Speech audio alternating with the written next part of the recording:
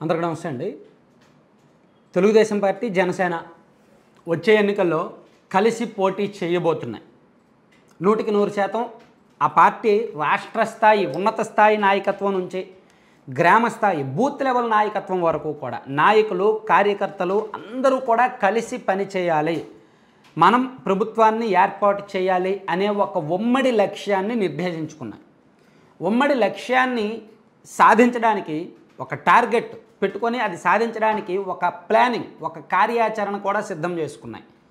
ఆ కార్యాచరణ మేరకు దాన్ని అమలు చేయడానికి రెండు పార్టీలు కూడా ఆయా పార్టీల కార్యకర్తలకు ఆ టార్గెట్ని ఇంజెక్ట్ చేయడానికి రెడీ అవుతున్నాయి. సో దీనికి ప్రధాన పాత్ర పవన్ కళ్యాణ్ గారు. నిజంగా పవన్ కళ్యాణ్ గారి రోల్ని మనం అప్రిషియేట్ చేయాలి.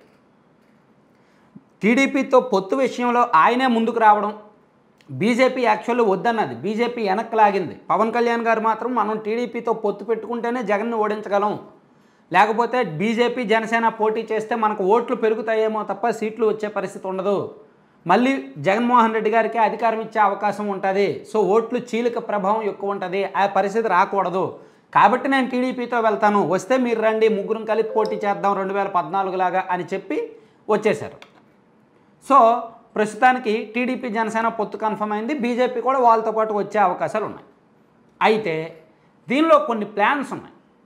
జగన్మోహన్ రెడ్డి గారు మళ్ళీ సీఎం అవ్వకూడదు అనే ఏకైక ఒక బిగ్ టార్గెట్, 10 ఏళ్ళు మాకు అధికారం ఇవ్వండి అనే నినాదంతో జనంలోకి వెళ్ళబోతున్నారు. పవన్ కళ్యాణ్ గారే దానికి సంబంధించి వాయిస్ ఫస్ట్ రైజ్ చేశారు. 10 సంవత్సరాల అధికారం ఇవ్వండి టీడీపీ జనసేనకి, రాష్ట్ర భవిష్యత్తును మార్చి చూపిస్తాం అని చెప్తున్నారు ఈ మధ్య. అంటే ఈ ఎన్నికల్లో వైసీపీ ఓడిపోతే, టు బి ఫ్యాక్ట్, నిజం చెప్పేస్తా, వైసీపీ వాళ్ళు ఏమనుకుంటే అదే అనుకోండి.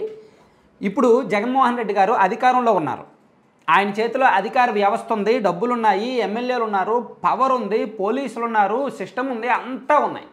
ఇవన్నీ వేసి ఆయన ఎన్నికలకు వెళ్ళి గెలవలేదే అనుకోండి, అంటే ప్రభుత్వాన్ని ఏర్పాటు చేయలేదే అనుకోండి, అంటే జగన్మోహన్ రెడ్డి గారిని ప్రజలు నమ్మనట్టే, వ్యవస్థలు సపోర్ట్ చేయనట్టే, నాయకులు నమ్మనట్టే.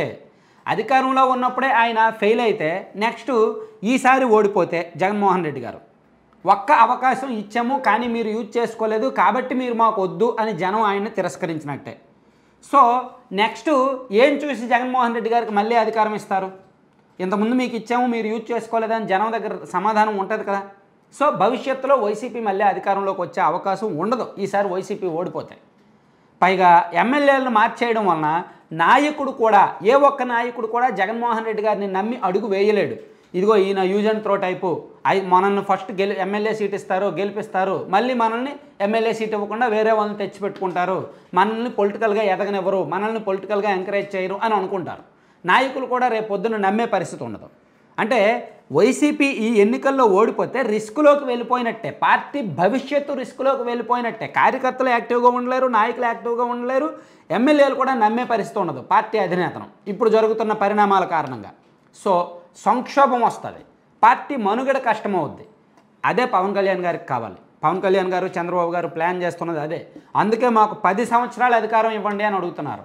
10 ఏళ్ళ పాటు అధికారంలోకి వస్తే ఈ 10 ఏళ్ళు ప్రతిపక్షంగా వైసీపీ ఉండలేదు కాబట్టి ఆ పార్టీ కాంగ్రెస్లోనో బీజేపీలోనో కలిసిపోద్ది. సో ఇంకా మాకు సరైన ప్రత్యర్థులు వాళ్ళే అవుతారు.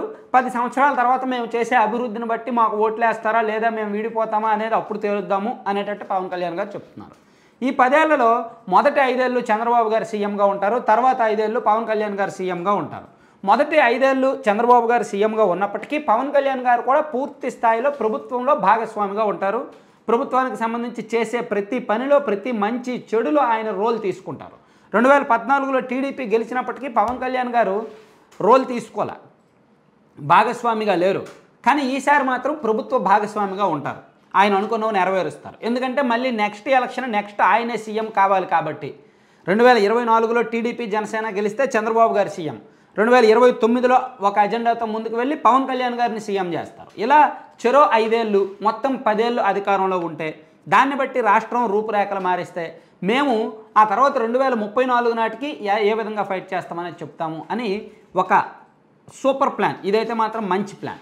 అంటే జనాలను కూడా కన్విన్స్ చేయొచ్చు, వైసీపీని ఓడించడానికి జనాలను కన్విన్స్ చేయడానికి మాకు 10 ఏళ్ళు అధికారం ఇవ్వండి, మేము సో అండ్ సో చేసి చూపిస్తామని చెప్పడానికి ఇది కరెక్ట్ టైం అని అనుకోవచ్చు అన్నమాట.